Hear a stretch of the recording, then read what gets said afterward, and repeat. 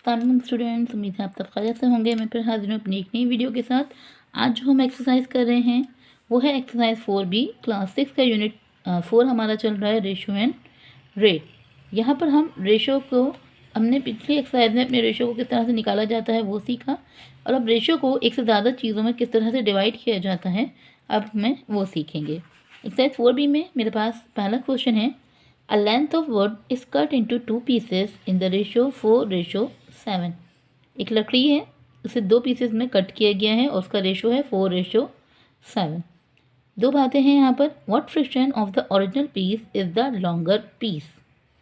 ठीक है, longer piece से ओरिजिनल पीस का फ्रिक्शन क्या होगा, यानी लॉन्गर पीस है तो उसका रेशो ज़्यादा ही होगा। And what friction of the original piece is the shorter piece? तो शॉर्टर पीस से ओरिजिनल पीस का फ्रिक्शन कितना होगा? शॉर्टर हमारा 4 है, लॉन्गर पीस हमारा का रेशो 7 है। दोनों का रेशो गिवन है, हमें ओरिजिनल पीस से दोनों का रेशो मालूम करना है कि क्या क्या फ्रिक्शन बन रहा है। ओरिजिनल लॉन्गर पीस का फ्रिक्शन ओरिजिनल पीस से क्या बनेगा और शॉर्टर पीस का फ्रिक्शन क्या बनेगा। तो इसे सॉल्व करते हैं। जैसे कि लकड़ी का रेशो, वुड रेशो हमारे 2 पीस का 4:7, फ्रिक्शन ऑफ लॉन्गर पीस और फ्रिक्शन ऑफ शॉर्टर पीस। कभी भी आपको रेशो गिवन हो और से दो लोगों का फ्रिक्शन मालूम करना हो या दो से ज़्यादा चीज़ों का फ्रिक्शन मालूम करना हो तो सबसे पहले हम सम ऑफ फ्रिक्शन करते हैं। ठीक है, अगर सम ऑफ रेशो करते हैं। ठीक है, जो भी मुझे रेशो गिवन है, जैसे 4:7, तो मैं इन्हें प्लस करवा लूँगी, यानी कि 4 + 7 जो मेरे पास इक्वल आ जाता है 11 के। ठीक है, तो अब हम लॉन्गर पीस फ्रिक्शन अगर मालूम कर रहे हैं पहले, तो लॉन्गर पीस का रेशो मेरा जो है वो आएगा पहले 7 और उसके नीचे सम ऑफ रेशो आ जाएगा, यानी 7/11। इसी तरह शॉर्टर पीस का फ्रिक्शन भी मालूम कर लेंगे हम। बहुत आसान सवाल है। शॉर्टर मेरा रेशो 4 है, कम है, तो और इसके नीचे भी आपका 11 आ जाएगा। ओके ना, क्वेश्चन 2 है, Shoaib and Riyaz share some biscuits in the ratio of their ages. Shoaib और रियाज ने अपने बिस्किट्स शेयर किए हैं according to their ages ratio. ठीक है, जितनी एजेस हैं उसी का उन्होंने रेशो मालूम किया है। Shoaib is 10 years old and Riyaz is 8 year old. दोनों की ईयर्स मालूम है तो हम दोनों का रेशो निकाल लेंगे पहले। उसके बाद what friction of the biscuit did Shoaib get? Shoaib का फ्रिक्शन ऑफ बिस्किट, और फिर Riyaz get friction of biscuit. Shoaib और रियाज ने कौन कौन क्या फ्रिक्शन है दोनों के बिस्किट्स के, फिर हम वो मालूम करेंगे। ठीक है, तो दोनों का पहले रेशो मालूम करें। तो दोनों 2 के टेबल में आते हैं, 2 5 10 एंड 2 4 8। ठीक है, तो अब सम ऑफ फ्रिक्शन हो जाएगा, सम ऑफ रेशो आ जाएगा आपके पास 5 + 4 = 9। ठीक है, तो शोएब फ्रिक्शन,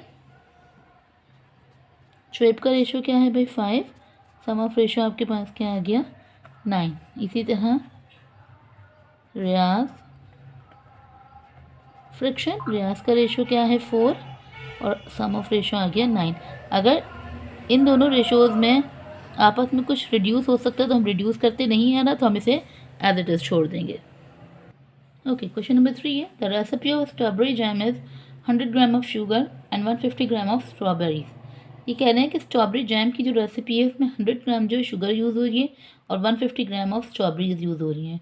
तो what the friction of the jam है? तो हमें क्या फ्रिक्शन, हमें फ्रिक्शन बताना है शुगर का जैम में और स्ट्रॉबेरीज का जैम में। तो सबसे पहले मैं 100 और 150 का रेशो मालूम करूँगी और फिर मैं उसे शुगर और स्ट्रॉबेरीज के फ्रिक्शन में कन्वर्ट करूँगी। ठीक है, आप चाहें तो आप नहीं मालूम करें, डायरेक्ट 100 और 150 को मल्टीप्लाई प्लस करके फ्रिक्शन में कर दें, क्योंकि बड़ी वैल्यूज़ हैं तो हम पहले इसे आसानी के लिए कर लेते हैं। 10 और 15 बच्चे, 5 2 10 एंड 5 3 15। तो यहाँ पे सम ऑफ रेशो आ जाएगा 2 + 3 = आपके पास क्या आ जाएगा 5। तो अब हम जैम का शुगर का अगर फ्रिक्शन देखें तो शुगर का रेशो है मेरे पास 2 और सम ऑफ रेशो है मेरे पास 5। इसी तरह स्ट्रॉबेरीज का फ्रिक्शन मेरे पास जो है वो 3, सम ऑफ फ्रिक्शन इज़ 5। अगर मैं एज इट इज़ लिख देती 100 + 150 तो आपके पास ये 250 होता है। फिर 250 को आप जो है उसे इस तरह से आपको सॉल्व करना पड़ता। तो सबसे पहली चीज़ कि इनको आप रेशो मालूम करें और फिर आप इन्हें फ्रिक्शन में कन्वर्ट करें। ओके जी, क्वेश्चन 4 है divide each of the following quantities according to the given ratios. हमें रेशियोज़ गिवन है, मुझे इस क्वांटिटी को इन दोनों रेशियोज़ में डिवाइड करना है। तो जितनी भी क्वांटिटीज़ दी हुई हैं अगर उनमें मुझे चेंजिंग करनी है तो मैं पहले चेंज करूँगी, अगर नहीं तो मैं डायरेक्ट उन्हें क्वांटिटी में डिवाइड कर दूँगी। ठीक है, अब मुझे दिया है 500 ग्राम इन द रेशो 3:2। 500 ग्राम को मुझे दो क्वांटिटीज़ में डिवाइड करना है 3:2 में। ओके, 500 ग्राम इन 3:2। किसी भी क्वांटिटी को रेशो में डिवाइड करने के लिए सबसे पहली चीज़ आपको क्या करना होता है, सम ऑफ रेशो। ठीक है, आपने सम ऑफ रेशो किया, 3 + 2 = आपके पास आ जाएगा 5। तो अब क्वांटिटी मेरे पास दो रेशो हैं तो मेरे पास दो क्वांटिटीज़ आएंगी। तो मैं अगर फर्स्ट क्वांटिटी की बात करूं तो पहली है मेरी रेशो 3, मेरा सम ऑफ रेशो जो आया 5 और उसे मैं टोटल क्वांटिटी जो मुझे गिवन है मैं उससे मल्टीप्लाई करवा दूँगी। तो 5 × 1 = 5, 500 100 को 3 से मल्टीप्लाई किया तो मेरे पास आ जाएगा 300 ग्राम। इसी तरह सेकंड क्वांटिटी मालूम हो जाएगी, रेशो चेंज हो जाएगा, सिर्फ 3 की जगह दूसरा रेशो मेरा क्या है 2, 2/5 मल्टीप्लाई बाय, सब कुछ सेम रहेगा। क्वांटिटी जो जिससे मल्टीप्लाई करना है सम ऑफ रेशो, सिर्फ आपके रेशोज़ ऊपर वाले जो हैं वो चेंज होते रहेंगे। सेम 500 = 500, 2 को 100 से मल्टीप्लाई किया 200। ठीक है, जब आप 300 और 200 को प्लस करेंगे तो वापस से आपका 500 बन जाएगा। तो ये आपकी परफेक्शन या एक्यूरेशन होती है क्वेश्चन की कि यहाँ पर आपने सही किया है या नहीं किया। Now 700 in ratio 3:4। सो वही चीज़ पहले सबसे पहले सम ऑफ रेशो यानी कि 3 + 4, 4 + 3 आपके पास 7। तो फर्स्ट क्वांटिटी की तरफ आ जाएंगे यानी कि 3/7 multiply by 700। 7 × 7, 700 = 700 and 300 = 300. Now second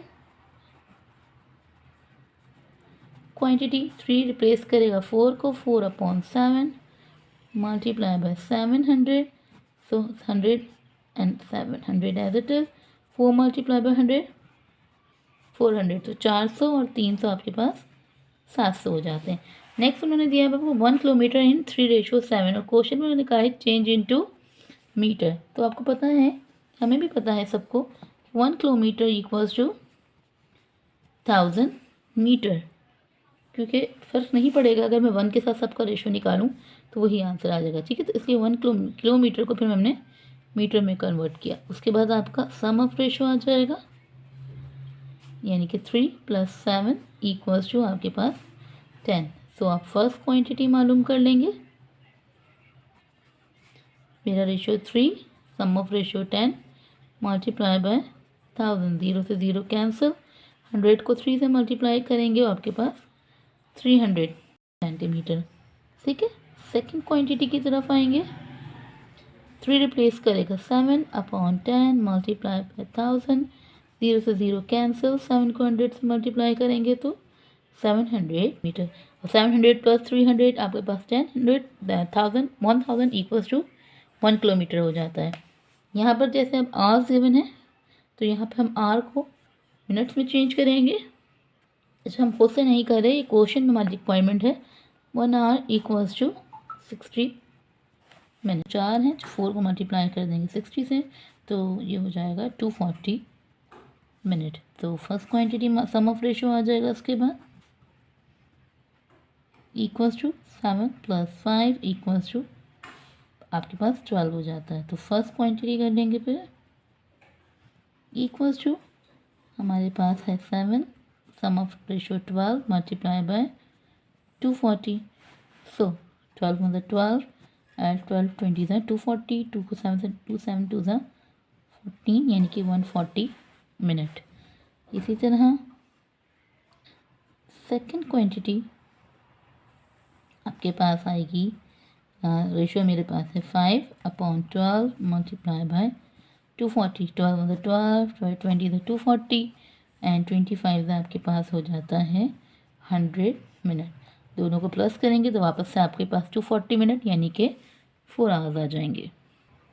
ना क्वेश्चन ये है आपके पास बेस 80 इन रेशो 3:5। तो सबसे पहली चीज़ आपका sum of ratio is equal to 3 + 5 आपके पास 8 हो जाता है।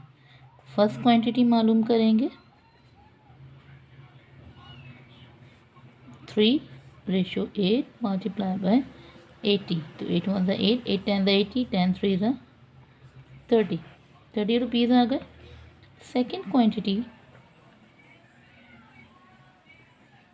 5/8 मल्टीप्लाई बाय 80। 8 1 8, 8 10 80, 10 5 50।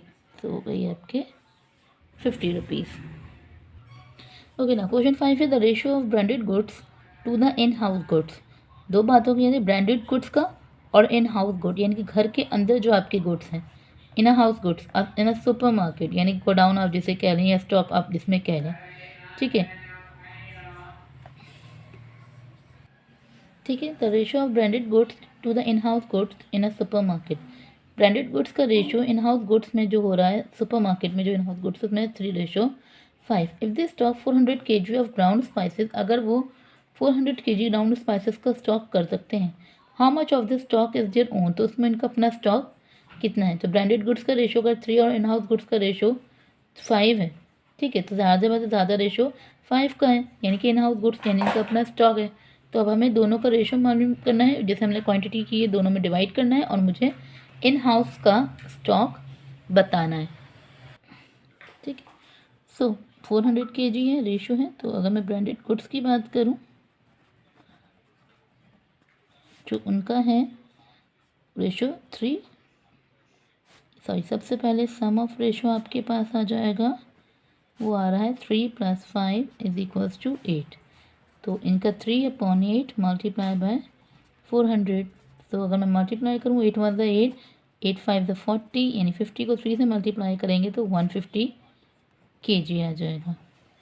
एंड अब इन्होंने बात करी इन हाउस गुड्स यानी उनका ओन स्टॉक। इन हाउस गुड्स की अगर मैं बात करूँगी तो वो आ रहा है 5/8 मल्टीप्लाई बाय 400। तो 5 1 5, 5 8 40, 550 4, 8 50 400। सो 55 आपके पास आ जाता है 250 kg, ठीक है। सो 250 kg जो है वो आपका आंसर हो जाएगा on stock in supermarket, ठीक है। तो क्वेश्चन नंबर 6 आपके पास गिवन है, given below is a way to test if a person stands in the risk zone of cardiac disease. Cardiac disease यानी कि दिल की बीमारियों के लिए उन्होंने यहाँ पे एक पर्सन का स्टैंड बताया है कि वो किस पर स्टैंड करता है कि अगर उस पर रिस्क आता है हार्ट डिजीज़ का। For women high risk is when waist ratio hip, यानी कि वेस्ट अपॉन हिप, वेस्ट और हिप का रेशियो ग्रेटर देन 0.8 हो। For man high risk is when waist ratio hip in waist upon hip is greater than 1.0, यानी कि waste और hip को आप जब डिवाइड करें और आपका आंसर अगर 0.8 से बड़ा है तो वो रिस्क है वुमेन के लिए, और डिवाइड करने पे 1.0 से बड़ा आ रहा है तो वो रिस्क है मेंस के लिए। तो इन्होंने यहाँ पर कुछ नेम दिए हैं और उनकी मेजरमेंट हमारे पास जो हिप्स और वेस्ट के इंचज़ में है, तो दोनों को डिवाइड करते हैं और फिर हम बताते हैं कि किसके पे रिस्क है और किस पे नहीं है। उन्होंने पहले ये कहा कि कौन जो है वो रिस्क में है कार्डियक डिजीज़ में। तो नाउ इन एग्जाम्पल हमें बतानी है कि वेस्ट अपॉन हिप की मेजरमेंट हमें सजेस्ट करनी है नो रिस्क फॉर वुमेन, यानी कि यहाँ से हमारे पास जो एक इंचज़ हैं उनमें से एक ऐसे इंचज़ हमें मुझे बताने हैं जिसमें वो मैन के लिए तो नो रिस्क हो बट उसकी मेजरमेंट जो है वुमेन के लिए रिस्की हो। तो पहले इस क्वेश्चन को सॉल्व कर लेते हैं हम। ओके जी, मैंने यहाँ पे सबके वेस्ट और हिप को इन अ फ्रिक्शन फॉर्म लिख लिया है और सबकी मैं सबसे पहले डिवाइड करवाऊँगी। 26 को 35 से डिवाइड करेंगे तो आ रहा है 0.742। देन 35 डिवाइडेड बाय 40 आ रहा है 0.875। Now 37 divided by 40 0.925 and then 34 divided by 36 वो आ रहा है 0.944। अच्छा, मैन में अगर मैं बात करूँ तो मिस्टर मुजाहिद है, ठीक है।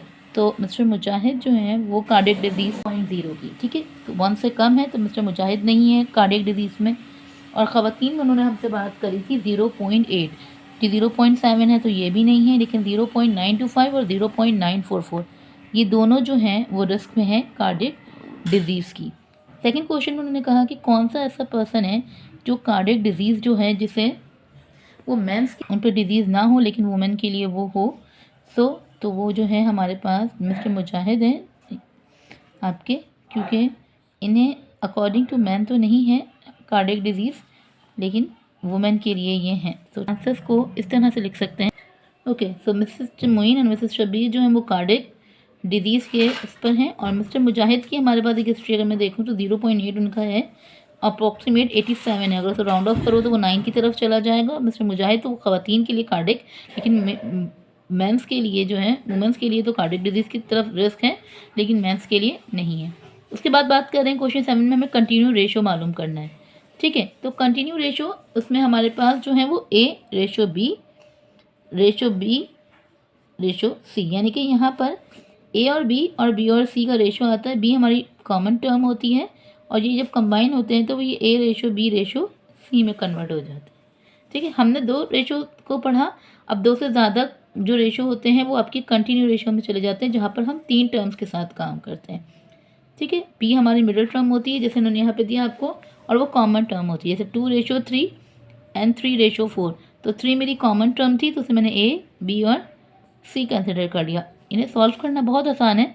फर्स्ट टर्म इस तरह से इससे मल्टीप्लाई करेगा, यानी कि 2 मल्टीप्लाई बाई 3 आपके पास 6, 3 आपस में मल्टीप्लाई करेगा तो 3:3 इज इक्वल्स टू 9, एंड ये 4 को मल्टीप्लाई करेगा तो 3:4 इक्वल्स टू 12। अब ये मज़ीद अगर डिवाइड हो सकते हैं, यानी एक टेबल में आते हैं, यानी कि मुझे पता है ये 3 में आते हैं, 3 2 6, 3 3 9 एंड 3 4 12। तो ये मेरा आंसर बन जाएगा। क्वेश्चन नंबर 8 मेरे पास गिवन है, the ratio between Asma's and Talat salary is 6:7। Asma और तलत की सैलरी में जो रेशो है वो 6:7 है, एंड दैट बिटवीन द तला एंड फातिमा इज़ 5:6। और तलत और फातिमा की सैलरी का रेशो 5:6 है। What is the ratio between the salaries of Asma and Fatima. तो हमें अस्मा और फातिमा के बीच का जो रेशो है सैलरीज का वो मालूम करना है। 3 टर्म्स हैं, 3 वैल्यूज़ हैं, 3 पर्सनस हैं हमारे पास, कंटिन्यू प्रोपोर्शन बन रहा है तो अकॉर्डिंग टू कंटिन्यू प्रोपोर्शन हम इसे सॉल्व करेंगे। सो मैंने सैलरीज को अकॉर्डिंग लिख दिया, तो अस्मा और तलत का 6:7 और तलत और फातिमा का 5:6। मुझे अस्मा और फातिमा का मालूम करना है। सबसे पहले मैं इनका कंटिन्यू प्रोपोर्शन, यानी कि 6 5 30, 7 5 35, 7 6 42, ठीक है। अब 30 35 एंड 42 एक टेबल में आते हैं तो हम इसे देखेंगे, लेकिन उन्होंने हमसे कहा कि हमें रेशो मालूम करना है अस्मा और फातिमा का। सो 30 एंड 42 मेरे पास 3 के टेबल में भी आता है कि अगर मैं पढ़ूँ 3 10 30 एंड 3 1 3 एंड 3 14 42 एंड 2 5 10 एंड 2 7 14। तो अस्मा और फातिमा का रेशो मेरे पास आ जाएगा 5:7। अब ओके ना, क्वेश्चन नंबर 9 है, the ratio of age of Javed to his brother's age is 1:2। Javed का अपनी ब्रदर से एज रेशो है 1:2, and the ratio of his brother's age to his sister's age, उसके भाई का अपनी बहन से रेशो बनता है 2:3। Find the continue ratio between the ages of Javed, his brother and his sister. हमें तीनों के बीच का कंटिन्यू रेशो मालूम करना है, ठीक है। तो जावेद का अगर मैं अपनी उसके ब्रदर से मालूम करूँ तो Javed to his brother's age ratio बनता है 1:2, और ब्रदर का सिस्टर के साथ जो एज का रेशो बन रहा है वो बन रहा है 2:3। कंटिन्यू रेशो मालूम करना है। 1 को 2 से मल्टीप्लाई करेंगे 2, 2 को 2 से मल्टीप्लाई करेंगे 4, एंड 2 को 3 से मल्टीप्लाई करेंगे 6। सो 2 4 6 एक टेबल में आते हैं, एंड 2 1 2, 2 2 4 एंड 2 3 6। तो कंटिन्यू रेशो मेरे पास आ गया तीनों का, Javed ratio brothers ratio sister equals to 1:2:3. Okay, now question. Aisha read 80 pages in 10 minutes and her brother Sami read 72 pages in 8 minutes. Ayesha 80 pages पढ़ती है 10 मिनट में और समी 72 पेजेस पढ़ता है 8 मिनट में. हु रीड फास्टर और whose reading speed is better. किसकी रीडिंग स्पीड बेटर है और कौन ज़्यादा तेज़ी से पढ़ रहा है. जो ज़्यादा तेज़ी से पढ़ रहा है उसी की रीडिंग स्पीड जो है वो बेटर होगी. तो मुझे यहाँ पर एक आंसर मालूम करना है. ठीक है, अब यहाँ जो बात हो रही है, अब हम बात करेंगे कंटिन्यू रेशियो के बाद हम बात करेंगे रेट की.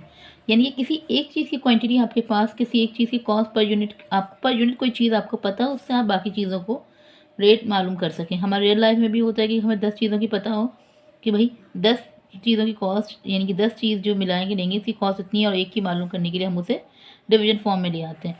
बेसिकली यूनिट रेट जो होता है वो कंपेयर करता है दो क्वांटिटीज़ को इन डिफरेंट यूनिट्स जो होते हैं. ठीक है, अगर मैं बात करूं कि भाई कोई एक यूनिट है, अब जैसे यहाँ पे भी मिनट है और यहाँ पर भी मिनट है.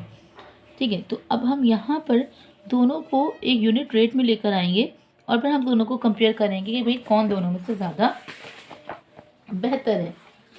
ठीक, तो अब मैं क्या करूँगी कि मैं पहले आयशा का यूनिट, यानी कि उसका एक यूनिट मालूम करूँगी भाई एक मिनट में उसने कितने पेजेस पढ़े और फिर उसके भाई ने एक मिनट में कितने पेजेस पढ़े. तो मुझे ऑटोमेटिकली आइडिया हो जाएगा कि एक मिनट में कौन कितने पेजेस रीड कर सकता है. तभी तो हमें पता चल जाएगा कि किसकी स्पीड फास्ट है. सो 1 मिनट की कॉस्ट अगर मैं बात मालूम करूं, आयशा पर मिनट रीडिंग, आयशा की पर मिनट रीडिंग जो है वो मेरे पास आएगी 80 डिवाइडेड बाय 10. तो 10 को 80 से डिवाइड करेंगे, यानी 10 किलो में 80 आता है 8 पर. ठीक है, तो उसने बात की कि एक मिनट में उसने कितने पेजेस रीड कर लिए.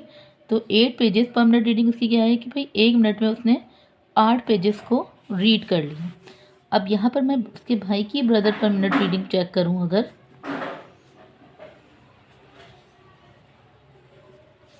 वो है 72 पेजेस और उसके टाइम है 8, और 8 के टेबल में 72 आता है, 8 9 72. यानी कि अगर मैं देखूँ कि आयशा एक मिनट में 8 पेजेस पढ़ रही है, तो जबकि उसका भाई एक मिनट में, यानी कि मैं यहाँ लिख दूँ 8 पेजेस और 9 पेजेस, तो मुझे पता चल जाएगा कि इसका भाई समी जो है वो मेरा फास्टेस्ट रीडर है. ओके जी, नेक्स्ट क्वेश्चन 11 आपके पास है. Cost of 360 mug is ₹18,000. 360 मग की कॉस्ट 18,000 है. What is the cost of 1 मग. मुझे सिर्फ एक मग की कॉस्ट मालूम करनी है. 18 मग की कॉस्ट 18,000 है और मुझे एक मग की कॉस्ट मालूम करनी है. तो वही सिंपल सी चीज़ 18,000 डिवाइडेड बाय 18, इस तरह से भी लिख सकते हैं आप. 18,000 डिवाइडेड बाई 18 इस तरह से भी कर सकते हैं कि भाई 18 1 18 एंड 18 1 18. तो मुझे बताएगा per mug cost is ₹1,000. Okay ना, क्वेश्चन 12 है. A computer institute charges ₹1,000 for 4 hour training.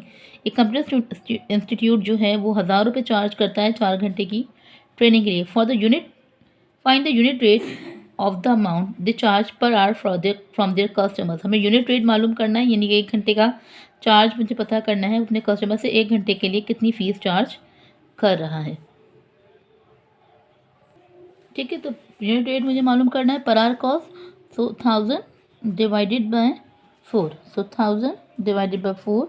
4 1 4, 4 2 8, 4 5 20. तो मुझे पता चल जाएगा 250 rupees for per hour. Now question 13. A water tank fill 540 cans of water in 90 minutes. एक वाटर टैंक जो है 540 कैंस को फिल करता है in 90 minute. How many cans of water will the tank fill in 1 minute. अब मुझे बताना है कि एक मिनट में वो कितने जो टैंक के कैंस हैं उन्हें, how many cans of water will the tank, कितने कैंस जो है वो एक मिनट में फिल कर सकता है. फिल कर रहा है 540 कैंस इन 90 मिनट्स और हमें एक बताना है एक मिनट में वो कितने कैंसिल कर सकते हो. 540 डिवाइडेड बाई 90, तो ये 0 से 0 कैंसिल. 9 1 9, 9 6 54. तो यानी कि 6 cans can fill in 1 minute. Okay ना, question 14, a cricketer score 256 run in 4 matches. एक क्रिकेटर ने 256 रन स्कोर किए in 4 matches. How many run did he score per match? एक मैच में वो फिर कितने रन को स्कोर करता है? So score 256 run in 4 matches. हमें एक मैच का स्कोर पता करना है। 256 divided by 4, so 4 1 the 4, 4 6 the 24, 1 carry and 4 4 the 16, 64 runs in 1 match. Okay जी, ओके यहाँ पे हमारा unit 4 ratio and rate complete होता है। इंशाल्लाह फिर मुलाकात होगी एक नई वीडियो और नए चैप्टर के साथ। तब तक के लिए दुआ में याद रखिएगा। अल्लाह हाफिज़। अगर आप लोग को ये वीडियो पसंद आई है तो इसे लाइक करें, कमेंट करें और सब्सक्राइब